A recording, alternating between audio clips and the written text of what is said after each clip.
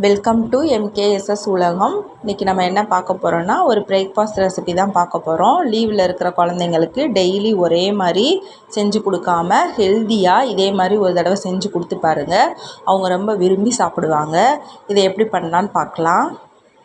அதுக்கு இப்போ ஒரு மீடியம் சைஸ் உருளைக்கிழங்கு எடுத்துக்கோங்க. தோலை சீவிட்டு எடுத்துக்கோங்க. இப்போ இந்த உருளைக்கிழங்கை நம்ம சீவி எடுத்துக்கலாம். இப்போ உருளைக்கிழங்கை நம்ம சீவி எடுத்துட்டோம். இதை தண்ணிக்குள்ளே போட்டு ஒரு தடவை நல்லா அலசி புழிஞ்சு எடுத்துக்கலாம். அலசிட்டு நல்லா தண்ணியை நல்லா புழிஞ்சு எடுத்துக்கோங்க.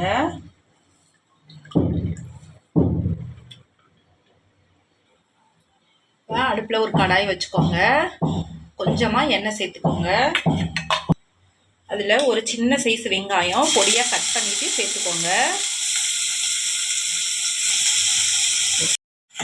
வெங்காயம் லைட்டாக வதக்கி விட்டுக்கோங்க.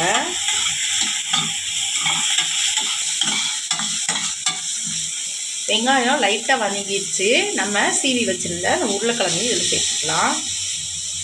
இதையும் நல்லா வதக்கி விட்டுக்கோங்க. இப்போ இந்த அளவுக்கு வதங்கினா போதும். ஒரு 5 நிமிஷம் வதக்கி விட்டிங்கன்னா அதுவே போதும். இதை எடுத்து தனியாக ஒரு தட்டில் வச்சுக்கோங்க.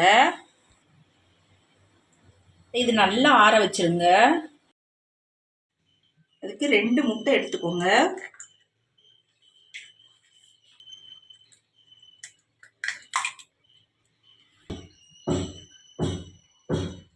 இதில் பொடியாக கட் பண்ண பச்சை மிளகாய் சேர்த்துக்கோங்க. உங்கள் காரத்துக்கு ஏற்ற மாதிரி நீங்கள் சேர்த்துக்கோங்க. பொடியாக கட் பண்ணி வச்சுருக்கிற மல்லி எல்லாம் சேர்த்துக்கோங்க.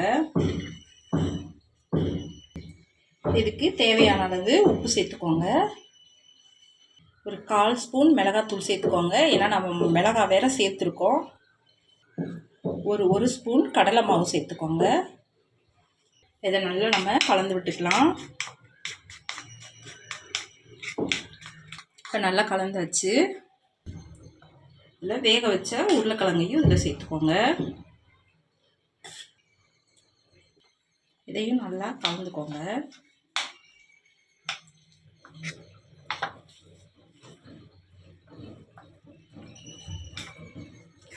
எப்பயும் ஒரே மாதிரி ஆம்லேட் சாப்பிட்றதுக்கு இது மாதிரி ஒரு தடவை செஞ்சு சாப்பிட்டிங்கன்னா டேஸ்ட் வந்து டிஃப்ரெண்ட்டாக இருக்கும், நல்லாயிருக்கும்.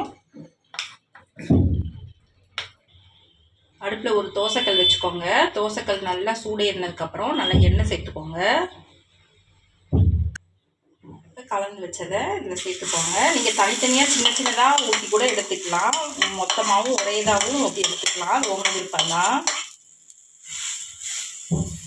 இது நல்லா பரசி விட்டுருங்க. அடுப்பை வந்து சிம்மில் வச்சுக்கோங்க.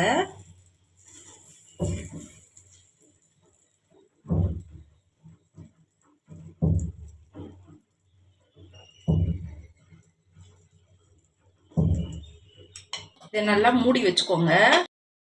ஒரு 2 நிமிஷம் 3 நிமிஷம் நல்லா சிம்மிலேயே வேகட்டும்.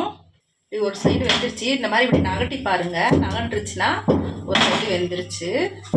நம்ம இதை பையாக திருப்பி போட்டுக்கலாம்.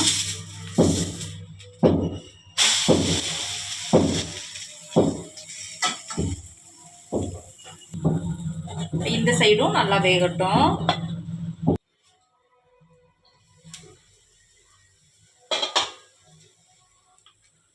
இந்த சைடும் நல்லா வெந்துருச்சு. நம்ம வெளியே எடுத்துக்கலாம்.